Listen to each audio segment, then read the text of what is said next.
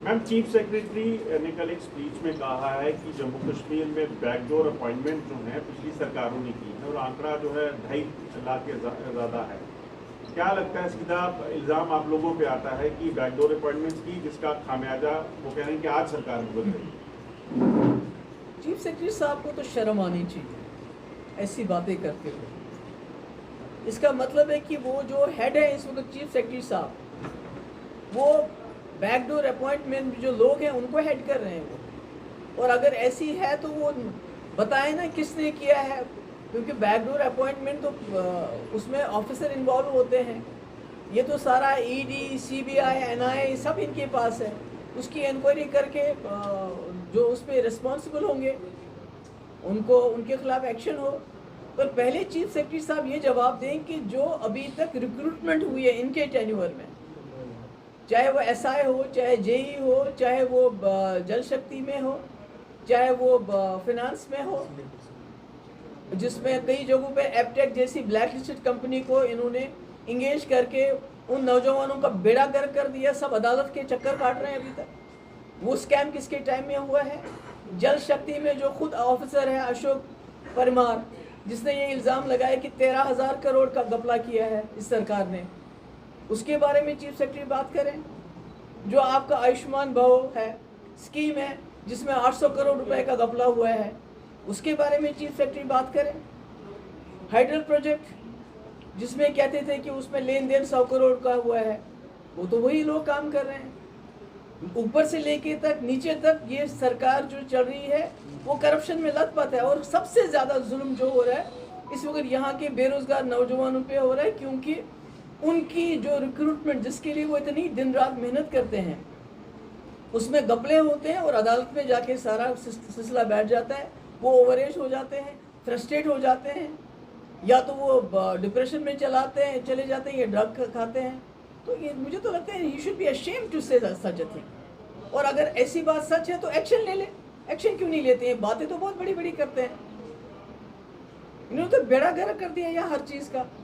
नौकरी तो दे नहीं सकते, नौकरियों से लोगों को निकालते हैं रोज़ रोज़, और जो देना चाहते हैं वहाँ पर उसमें घपले करते हैं, वहाँ पर ब्लैक लिस्टेड कंपनीज को एम्प्लॉय करते हैं, जिससे यहाँ के नौजवानों का सारा रोज़गार पिछले 2019 से मुझे बताइए किसको नौकरी मिली होगी? किसी गिने चुने बाहर से जो लोग आए हैं, यहाँ के तो किसी को नहीं मिली। बल्कि यहाँ का जो है, यहाँ जो बेचारे गरीब लोग, टैक्सी वाला, ऑटो वाला, जम्मू में की मैं बात कर रही हूँ इस वक्त, अगर वो कोई काम करता था उसको अब ये पार्किंग भी इन्होंने प्राइवेटाइज किया, रेलवे में भी पार्किंग को प्राइवेटाइज किया। कहाँ से वो इतना पैसा लाएगा फिर देगा? ये ओला और उबर तो ठीक है, मगर यहाँ के लोगों का सोचिए वो क्या करेंगे जिनके पास गाड़ियाँ हैं। इन्होंने तो सिरे से ही लोगों को बेरोजगार कर दिया है। और 2.5 लाख है तो बता दे कौन है वो मुलाजिम? उन्हीं के जरिए इस वक्त पूरे जम्मू कश्मीर को चला रहे हैं ना, उन्हीं मुलाजिमों के जरिए जो 2.5 लाख है। टोटल तो 3 लाख से 4 लाख मुलाजिम है, उसमें 2.5 लाख माइनस कर लीजिए। तो ये सारा सिस्टम तो उन्हीं मुलाजिमों से चलता है जिनको ये बैकडोर एंट्री की बात करते हैं। He is a loose tongue. He should not make such loose talk.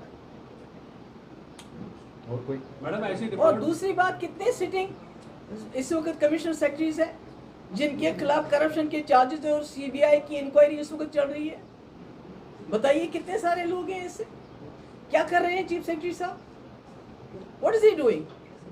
अगर आपके चीफ सेक्रेटरी, जो आपके सेक्रेटरी हैं, कमिश्नर सेक्रेटरी हैं, जो सारा काम काज चलाते हैं, अगर उनके खिलाफ खुद करप्शन के चार्जेस और सीबीआई की इंक्वायरी चल रही है, तो ये चीफ सेक्रेटरी किस चीज़ के हैं कि उन्हीं अफसरों के ऊपर चीफ सेक्रेटरी बने हुए हैं?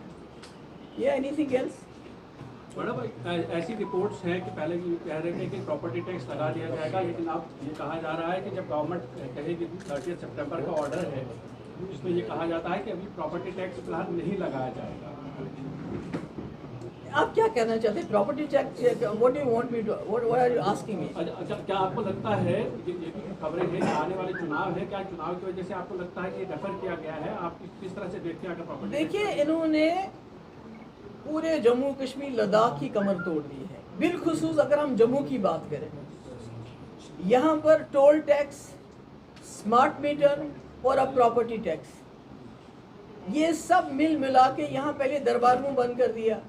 यहाँ जितने भी कॉन्ट्रैक्ट्स हैं छोटे बड़े बाहर लोगों को वो आउटसोर्स किए जाते हैं, फिर वो सबलेट करते हैं, वो कमीशन लेते हैं। यहाँ आप देखिए कितने सारे लोगों के जो ट्रॉलीज वगैरह हैं वो बैठ गई हैं, बिकॉज वो बेचारे वही चलाते थे, सीमेंट बाजी लेते थे एक जगह से दूसरी जगह।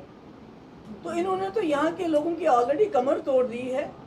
कश्मीर के लोग तो खुशकिस्मत हैं इस हिसाब से कम कश्मीर NIA की वजह से, ED की वजह से न्यूज़ में रहता है, G20 की वजह से न्यूज़ में रहता है, और दुनिया भर को ये दिखाना चाहते हैं कि कश्मीर में हमने हालात ठीक किए। At least Kashmir is in focus, may be for many times wrong reasons. जो छापे पड़ते हैं, पकड़ दकड़ होती है, UAP के अंदर जर्नलिस्ट को बंद किया जाता है, पर जम्मू का तो नामो निशान ही नहीं रखा कहीं इन्होंने। जम्मू का तो नाम ही नहीं लेते, और अगर नाम लेते हैं तो property tax, smart meters, toll tax और बाकी ये जो इन्होंने अब प्राइवेटाइज करना शुरू कर दिया, आपकी जो पार्किंग से हो, तो क्या करेंगे यहाँ के लोग? जहर खाएंगे, क्या करेंगे? रावण का पोस्टर जैसे उन्होंने राहुल गांधी को रावणा की तरह दिखाया हुआ और कहा कि डेमन है, he is going to destroy Bharat. How you see that poster depicting Rahul Gandhi as Ravana? Well, it shows their frustration. They are totally frustrated with India alliance, and they know in their heart of hearts कि जो इनका जो whatever tactics they have played, जो भी करते थे, हिंदू मुस्लिम लड़ाई के लड़ते थे, वो फेल हो गई है। And just imagine for a second, एक सेकेंड के लिए इमेजिन कर लीजिए, अगर इस पोस्टर पे किसी बीजेपी के सुप्रीम लीडर की फोटो होती तो अभी तक वो बंदा जेल में डाल दिया होता, बिना जमानत के, कोई केस नहीं, कोई पूछताछ नहीं, उसको जेल में डाल दिया होता। तो यही लोग सनातन धर्म की कस्में खाते। ये जानते हैं सनातन धर्म क्या है? सनातन धर्म यही सिखाता है कि आप अपने जो आपका अपोनेंट है उसको रावण बताओ। अरे ये तो सनातन धर्म से बहुत दूर है, ये तो बड़े ही भ्रष्ट लोग हैं, इन्होंने तो बेड़ा गर्क कर रखा है। सनातन धर्म कहते हैं वासुदेवा कुटुंबकम। ये किसको मानते हैं? ये किसको मानते हैं? फैमिली। हाँ, हो सकता है पूरी दुनिया को फैमिली मानते हो, पूरी दुनिया में जाते हैं, वहाँ मस्जिदों में सलाम करते हैं, वहाँ मुसलमान लीडरों के गले मिल जाते हैं, पर यहाँ इस मुल्क में तो मुसलमानों को लिंच करते हैं। ये झूठ बोलते हैं। आपका सनातन धर्म बोलते हैं सच बोलो, ये सच बोलते हैं क्या? वो अहिंसा का पाठ पढ़ाता है, ये अहिंसा में यकीन रखते हैं क्या? ये तो छोटे छोटे नौजवान लड़कों को, गरीब बच्चों को, जिनको नौकरी नहीं दे पाते हैं, उनको जाके बोलते हैं जय श्री राम बोल के मुसलमानों को लिंच करो। और जय श्री नाम के पावन नाम को भी ये इसी तरह इस्तेमाल करते हैं। तो क्या है ये लोग? कुछ शर्म आनी चाहिए। एक आदमी खड़ा है इस वक्त पूरे मुल्क में, गोडसे की आइडियोलॉजी सोच के खिलाफ खड़ा हो रहा है, आप उसी को रावण बताते हो। अरे आपने तो गोडसे की फौज पैदा कर दी, यहाँ से तो एक गांधी बनने की कोशिश कर रहा है, आपने तो गोडसे की फौज पैदा कर दी है पूरे मुल्क में। गांधी तो पैदा कर नहीं सके हम 70-75 साल में, पर इन्होंने 10 साल में इतने गोडसे पैदा किए कि अब सांस लेना भी मुश्किल हो रहा है। Thank you, I think that's enough, except for one point. ये जो इन्होंने माइग्रेंट्स का जो बंद कर दिया है, उनकी जो माइग्रेंट्स काफ़ी कोई 2000 के करीब, जो उनका राशन, उनका जो फाइनेंशियल हेल्प बंद कर दिया है। एक तरफ से सरकार ने कहा कि हम इलेक्शन नहीं करा सकते अर्बन बॉडीज़ के, पंचायत के, क्योंकि सिक्योरिटी सिनेरियो ठीक नहीं है। दूसरी तरफ से जो लोग कश्मीर से माइग्रेंट होके जम्मू में रहते हैं या कश्मीर के अंदर होटलों में रहते हैं, वो अपना रोज़गार नहीं कमा सकते, बाहर नहीं आ सकते, उनका इस तरह से माइग्रेंट फंड बंद करना, फाइनेंस बंद करना, राशन बंद करना पिछले 2 महीने से, मुझे लगता है ये बहुत ही बड़ा जुर्म है। और खुदा ना खास्ता अगर इसमें से किसी को कल को मारा गया तो वो खून जो है इस सरकार के